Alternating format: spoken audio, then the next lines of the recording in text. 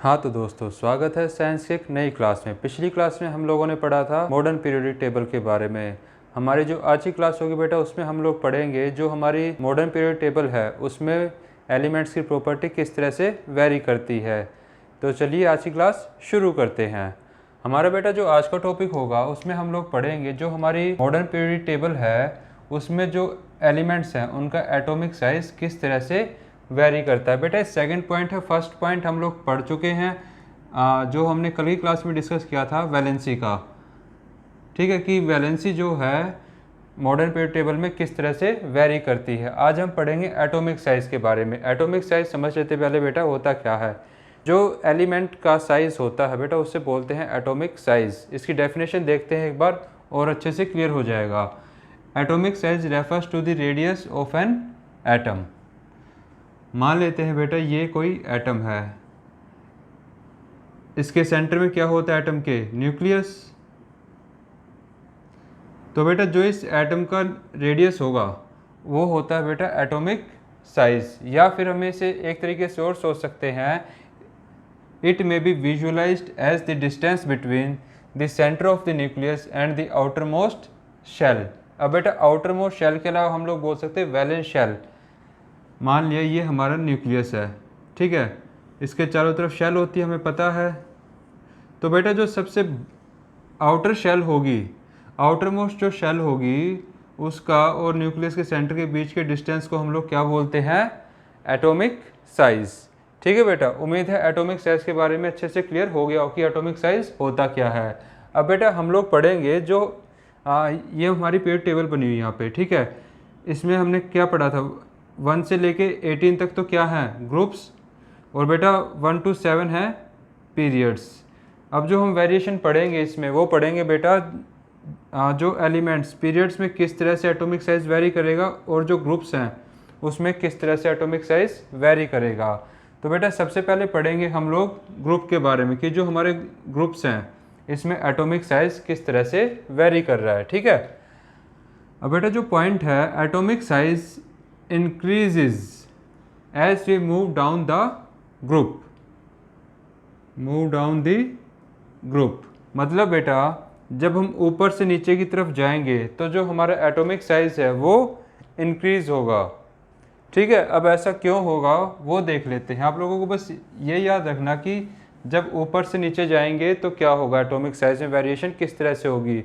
हमें बेटा याद रखना है atomic size increases as we move down the group, ठीक है। मतलब एग्जांपल के लिए अगर मैं फर्स्ट ग्रुप लेता हूँ तो बेटा हाइड्रोजन का साइज सबसे छोटा, उससे बड़ा लिथियम, फिर सोडियम, फिर पोटेशियम। मतलब जब ऊपर से नीचे की तरफ जाओगे तो जो एटॉमिक साइज है वो इंक्रीज होगा, ठीक है बेटा। अब ऐसा होता क्यों है? Because new shells are being added. बेटा ये जो रीज़न है ना, ये आ सकता है कई बार क्वेश्चन में पूछ लेते हैं कि ऐसा क्यों होता है। Because new shells are being added and this increases the distance between nucleus and the outermost electron। ठीक है बेटा, जैसे जैसे आप ग्रुप में नीचे आओगे हर एक एलिमेंट में एक शेल एक्स्ट्रा ऐड होती जाएगी। एग्जांपल देख लेते हैं बेटा, हम लेते हैं फर्स्ट ग्रुप का एग्जांपल ले रहे हैं पहले। इसमें बेटा कौन से एलिमेंट हैं? Hydrogen, lithium, sodium and potassium. Hydrogen का एटॉमिक नंबर 1, लिथियम का 3, सोडियम का 11 और पोटेशियम बेटा है 19, ठीक है। अब बेटा जब हम इनकी इलेक्ट्रॉनिक कॉन्फ़िगरेशन लिखेंगे तो इसकी 1 हो जाएगी। इसकी कितनी होगी? लिथियम की 2,1, सोडियम की 2,8,1, पोटेशियम क्या होगी बेटा? 2,8,1, ठीक है। अब देखो बेटा यहाँ पे कितनी शेल हैं? सिर्फ के शेल है। यहाँ कितनी है? 2 हो गई, के और एल। यहाँ कितनी होगी बेटा? के, एल, एम। और यहाँ कितनी हो गई? के, एल, एम और एन। तो बेटा हम लोग एक चीज़ नोटिस कर रहे हैं, जैसे जैसे हम ग्रुप में नीचे की तरफ बढ़ते जाएंगे हर एलिमेंट में एक शेल एक्स्ट्रा ऐड होती जाएगी। और इसी वजह से जो एटॉमिक साइज़ है जब हम ऊपर से नीचे जाते हैं तो एटॉमिक साइज़ इंक्रीज होता है, ठीक है। ये आप लोगों को पॉइंट याद करना पड़ेगा, इसका रीज़न भी याद करना पड़ेगा कि जो एटॉमिक साइज है वो इंक्रीज क्यों होता है। Because new shells are being added as we go down in the group, ठीक है बेटा। अब हम पढ़ेंगे पीरियड में। जब हम लेफ़्ट टू राइट की तरफ जाएंगे तो एटॉमिक साइज किस तरह से वेरी करेगा। ठीक है बेटा। अब इसमें आप लोगों को याद रखना है atomic size decreases as we move from left to right in a period. बेटा देखो, जब हम लेफ़्ट टू राइट किसी, मान लेते हैं हम सेकंड पीरियड की बात करते हैं, सेकंड पीरियड की जब हम बात करेंगे तो बेटा सबसे बड़ा साइज़ है लिथियम, उससे छोटा बेरिलियम, फिर boron, carbon, nitrogen, oxygen, fluorine and neon. ठीक है, ऐसे लेफ़्ट टू राइट की तरफ जाएंगे तो इनका जो साइज़ है वो कम होता जाएगा। ठीक है बेटा, लेकिन ऐसा क्यों होता है बेटा? हमेशा साइंस में क्वेश्चन उठेगा वाई का, वाई इज़ दिस हैपनिंग। ठीक है, और ये जो वाई है ये आपको पता होना चाहिए। ठीक है, जैसे इसमें क्वेश्चन उठा था कि हमने पता है भाई एटॉमिक साइज इंक्रीज करता है जब ऊपर से नीचे की तरफ जाते हैं ग्रुप में, लेकिन क्यों का आंसर ये था। ऐसे ही बेटा जब हम लेफ़्ट टू राइट जाएंगे किसी पीरियड में तो एटॉमिक साइज डिक्रीज होता है। एटॉमिक साइज डिक्रीज हो रहा है, लेकिन इसका रीज़न क्या है? इसका रीज़न है बेटा because due to large positive charge on the nucleus the electrons are pulled in more close to the nucleus and the size decreases. ठीक है बेटा, अब इसको देखते कैसे होने लग रहा है ये। एक चीज़ बताओ, जो हमारा लिथियम है इसमें एटॉमिक नंबर कितना लिथियम का? एटॉमिक नंबर लिथियम का है बेटा 3। एटॉमिक नंबर जो है लिथियम का वो है 3। अब बेटा हमने एटॉमिक नंबर जब पढ़ा तो उसने पढ़ा था ये जो 3 एटॉमिक नंबर है किसके बराबर होगा? नंबर ऑफ प्रोटॉन्स के। अब बेटा हमें पता है जब हम लेफ़्ट टू राइट बढ़ते हैं, लेफ़्ट टू राइट की तरफ हम जाएंगे तो बेटा नंबर ऑफ प्रोटॉन्स बढ़ेंगे, और हमें पता है किसी भी एलिमेंट में जितने नंबर ऑफ प्रोटॉन्स है उतने नंबर ऑफ इलेक्ट्रॉन्स भी होंगे।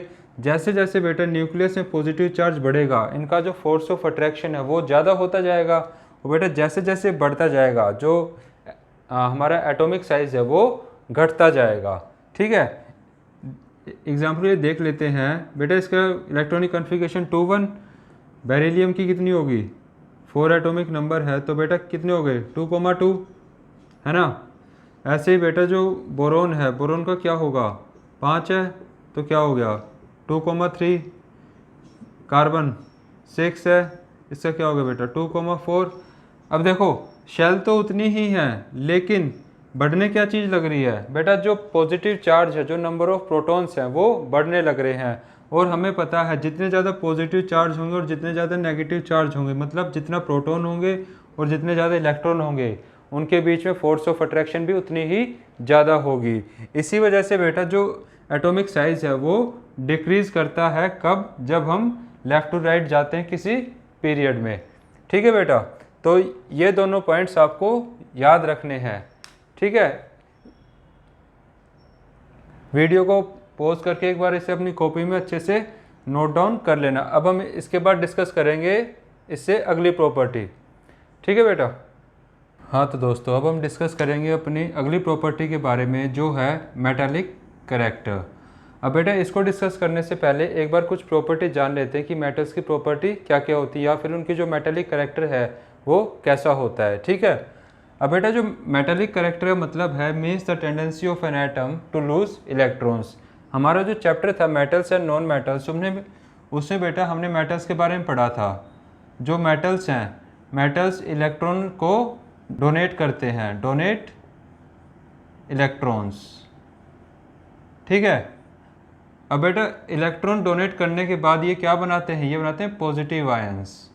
ठीक है, हम पढ़ा था हमने मेटल्स और नॉन मेटल्स चैप्टर में कि जो मेटल्स है, मेटल्स की टेंडेंसी क्या होती है? टू डोनेट इलेक्ट्रॉन्स, और बेटा फिर बनाते हैं लोग पॉजिटिव आयन। ठीक है, तो बेटा मेटालिक कैरेक्टर को भी हम ऐसे डिफाइन कर सकते हैं, metallic character means the tendency of an atom to lose electrons.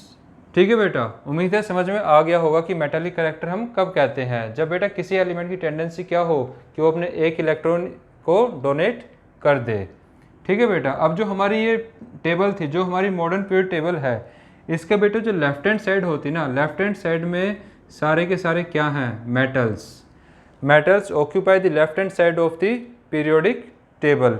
जो हमारी मॉडर्न पीरियड टेबल है इसकी लेफ्ट हैंड साइड में बेटा सारे क्या हैं? मेटल्स हैं। ठीक है, अब हम पढ़ेंगे कि मॉडर्न पीरियड टेबल में ये किस तरह से वेरी करते हैं। तो बेटा फर्स्ट पढ़ेंगे लेफ़्ट टू राइट में। जब हम लेफ़्ट टू राइट जाते हैं तब बेटा मेटालिक करैक्टर इंक्रीज होता है या डिक्रीज होता है। तो इसको पढ़ते हैं। On moving left to right in a period the metallic character of an element decreases. बेटा जो मेटालिक करैक्टर है ना लेफ़्ट टू राइट में in a period it always decreases, मतलब वो घटता जाता है। इसका रीज़न बेटा मैंने पहले ही बताया था, हर क्वेश्चन में वाई का आंसर जरूर पता होना चाहिए। Because the effective nuclear charge increases, effective nuclear charge increases, it means tendency to lose electrons decreases. ठीक है। अब बेटा पिछली प्रॉपर्टी में सेकंड पीरियड पढ़ा था हमने लिथियम बेरिलियम वाला। अब बेटा देखो जो ये बोरोन है इस तक तो बेटा ये अपने इलेक्ट्रॉन्स को आसानी से डोनेट कर देता है, लेकिन जैसे ही ये सी पे पहुंचेगा, सी क्या है 6 है, इलेक्ट्रॉनिक कन्फिगरेशन क्या हुई बेटा 2 और 4। अब हम चैप्टर 4 कार्बन का ही पढ़ चुके हैं कि जो कार्बन है वो अपने इलेक्ट्रॉन्स नहीं दे सकता। क्यों नहीं दे सकता, इसका रीज़न भी हम लोग पढ़ चुके हैं। ठीक है बेटा। अब देखो लिथियम था बेरिलियम था, अगर मैं लिथियम की बात करूँ एटॉमिक नंबर है 3, क्या हो गया 2 और 1। ठीक है, ये इसकी इलेक्ट्रॉनिक कन्फिगरेशन एक इलेक्ट्रॉन को दे देगा। लेकिन जैसे ही हम सी से आगे चलेंगे, एग्जाम्पल लेते हैं बेटा फ्लोरीन का, एटॉमिक नंबर 9, इलेक्ट्रॉनिक कन्फिगरेशन 2 और 7। अब बेटा ये एक इलेक्ट्रॉन लेगा क्योंकि 7 इलेक्ट्रॉन इसको देने के लिए पॉसिबल नहीं है। क्यों नहीं है, क्योंकि इसके पास इतनी एनर्जी नहीं है कि अपने आउटर मोस्ट शेल से सातों इलेक्ट्रॉन्स को निकाल पाए। इसलिए बेटा ये किसी से एक इलेक्ट्रॉन ले लेगा। और बेटा हमने क्या पढ़ा है, मेटालिक करैक्टर क्या है, टेंडेंसी टू लूज इलेक्ट्रॉन्स। लेकिन बेटा ये तो इलेक्ट्रॉन दे नहीं रहे, तो ले रहा है किसी से। तो बेटा हम लोग क्या कह सकते हैं, जो मेटालिक करैक्टर है लेफ्ट टू राइट जाने में क्या होता है, डिक्रीज। डिक्रीज क्यों हो रहा है, because the effective nuclear charge increases. अब बेटा देखो शेल वही हैं, सेकेंड पीरियड में कितनी शेल हैं, हर एक में 2 शेल हैं। साइज तो बढ़ नहीं रहा लेकिन चार्ज बढ़ रहा है, उनकी फोर्स ऑफ अट्रैक्शन बढ़ती जा रही है। अगर फोर्स ऑफ अट्रैक्शन ज़्यादा होगी तो बेटा इलेक्ट्रॉन को आउटर शेल से बाहर निकालना उतना ही मुश्किल हो जाएगा, उतना ही डिफ़िकल्ट हो जाएगा। ठीक है, उम्मीद है समझ में आ गया होगा पहले वाले का रीज़न कि मेटालिक करैक्टर जब लेफ़्ट टू राइट जाते हैं तो डिक्रीज क्यों होता है। अब बेटा अगला जो हम पढ़ेंगे वो है metallic character increases as we go down in the group. बेटा जब हम ऊपर से नीचे जाएंगे, ऊपर से नीचे की तरफ हम लोग जब जाएंगे तो बेटा मेटालिक करैक्टर इंक्रीज होता है। याद रखना metallic character increases as we go down in a group. बेटा जब हम किसी ग्रुप में ऊपर से नीचे जाएंगे तो मेटालिक करैक्टर इंक्रीज होगा। इंक्रीज कैसे होगा, देखो हमने जो आखिरी प्रॉपर्टी थी उसमें पढ़ा था, जैसे इसकी सिंगल शेल, इसकी डबल शेल, इसकी ट्रिपल शेल। ठीक है, मतलब साइज़ बढ़ने लग रहा है। अब बेटा साइज़ बढ़ रहा है तो इफेक्टिव न्यूक्लियर चार्ज होगा वो कैसा होगा, वो बेटा कम होता जाएगा। क्योंकि हमने क्या पता है जितने ये इलेक्ट्रॉन प्रोटॉन पास होंगे उतने ज़्यादा फोर्स ऑफ अट्रैक्शन, और जितनी दूर होंगे बेटा पॉजिटिव और नेगेटिव चार्ज जितनी ज़्यादा दूर होंगे उतनी ही कम अट्रैक्शन होगी। ठीक है, तो बेटा जो ये है इलेक्ट्रॉन है आउटर मोस्ट शेल में, इसको आसानी से हम लोग इस शेल से निकाल सकते हैं। ठीक है बेटा, तो metallic character increases as we go down in a group as the effective nuclear charge decreases. अब बेटा इफेक्टिव न्यूक्लियर चार्ज कैसे डिक्रीज हो रहा है, because of the increase in atomic size. उम्मीद है बेटा आप लोगों को जो हमारी थर्ड प्रॉपर्टी है मेटालिक करैक्टर ये अच्छे से समझ में आ गया होगा। अब बेटा एक काम करो, वीडियो को पॉज करके इसको अपनी कॉपी में नोट डाउन कर लो, इसके बाद हम अगली प्रॉपर्टी पढ़ेंगे। ठीक है, हाँ तो दोस्तों अब हम डिस्कस करेंगे अपनी फोर्थ प्रॉपर्टी के बारे में जो है नॉन मेटालिक करैक्टर। ठीक है बेटा, अब सबसे पहले इसके बारे में कुछ जान लेते हैं कि ये प्रॉपर्टी कैसे होती है। Non metals are electronegative as they tend to form bonds by gaining electrons. बेटा इससे पहले वाली हमने पढ़ा था मेटालिक के बारे में, है ना। मेटालिक प्रॉपर्टी क्या थी कि ये इलेक्ट्रॉन्स को डोनेट करते थे, डोनेट इलेक्ट्रॉन्स। लेकिन बेटा जब हम बात करते हैं नॉन मेटालिक प्रॉपर्टी की, नॉन मेटालिक प्रॉपर्टी के बारे में, तो बेटा ये क्या है, ये इलेक्ट्रॉन्स को गेन करेंगे, गेन इलेक्ट्रॉन्स। ठीक है बेटा। उसके बाद जो हमारा सेकंड पॉइंट आता है वो है non metals occupy the right side in the periodic table. बेटा ये जो हमारी पीरियोडिक टेबल है, इसकी जो राइट हैंड साइड होगी, इसकी जो राइट हैंड साइड होगी, इसमें बेटा सारे क्या होंगे, नॉन मेटल्स। ठीक है बेटा। अब हम देखते हैं इस पीरियोडिक टेबल में किस तरह से ये प्रॉपर्टी वेरी करेगी। अब सबसे पहले हम लोग देखेंगे लेफ़्ट टू राइट जाने में, मतलब अक्रॉस दी पीरियड्स। ठीक है, अक्रॉस दी पीरियड ये किस तरह से वेरी करेगी। तो बेटा हमारा पॉइंट है non metals character increases across a period because of increase in effective nuclear charge, that means the tendency to gain electron increases. अब बेटा हमने जब इनकी इलेक्ट्रॉनिक कन्फिग्रेशन लिखी थी, तो बेटा हमने उसमें क्या चीज़ नोटिस की थी, ये इलेक्ट्रॉन गेन करते हैं। अब बेटा इलेक्ट्रॉन गेन करेंगे तो उससे फिर हमें क्या पता चलता है कि जो इनका नॉन मेटालिक करेक्टर है वो अक्रॉस ए पीरियड इंक्रीज करेगा। ठीक है बेटा। अब ये तो हो गई पीरियड्स की बात। अब करेंगे ग्रुप में। जब आप ऊपर से नीचे की तरफ जाओगे तो क्या होगा बेटा, एक चीज़ याद रखना, अगर कोई चीज़ इस तरफ बढ़ेगी तो ऊपर से नीचे जाने में घटेगी। ठीक है। तो हमारा लास्ट पॉइंट बनता है non metallic character decreases down a group. अब डिक्रीज क्यों होता है वो देख लेते हैं। Due to decrease in effective nuclear charge experience by the valence electron, thus tendency to gain electron decreases. अब देखो बेटा हमने क्या पढ़ा था, जैसे जैसे हम नीचे जाएंगे वैलेंस शेल बढ़ते जाएंगे, मतलब जो नंबर ऑफ शेल्स हैं वो बढ़ता जाएगा। अगर ये बढ़ता जाएगा तो पॉजिटिव और नेगेटिव के बीच में जो स्ट्रॉन्ग फोर्स ऑफ अट्रैक्शन है वो कम होता जाए, क्योंकि साइज इंक्रीज हो रहा है।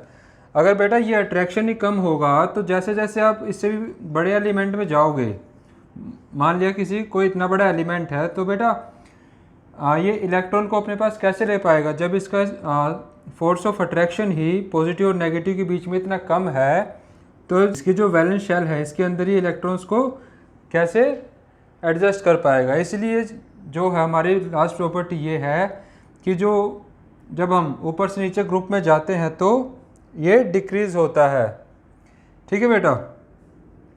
जो हमारी लास्ट प्रॉपर्टी थी non metallic character decreases down a group. अब बेटा जो आप लोगों को इस चैप्टर में याद रखना है वो ये है कि जितनी प्रॉपर्टीज़ हमने पढ़ी हैं वो लेफ़्ट टू राइट जाने में उसका कैसा बिहेवियर है, ऊपर से नीचे जाने में कैसा बिहेवियर है। ठीक है बेटा। और इसी टॉपिक के साथ हमारा ये वाला चैप्टर भी यहाँ पे कंप्लीट होता है। मुझे उम्मीद है जो आज का टॉपिक हमने डिस्कस किया है आप लोगों को अच्छे से समझ में आया होगा। लेकिन फिर भी अगर किसी बच्चे को कोई क्वेश्चन है या कोई डाउट है तो बेटा आप लोग मुझसे अपने क्वेश्चन और डाउट शेयर कर सकते हो। शेयर करने का तरीका आप लोगों को पता है, कमेंट बॉक्स में अपने क्वेश्चन को मेंशन करके। और बेटा मैं कोशिश करूंगा आपके हर क्वेश्चन और डाउट को मैं क्लियर कर पाऊँ। एंड इन द एंड अगर आज की वीडियो आपको पसंद आई हो so please like share and subscribe my channel. Thank you.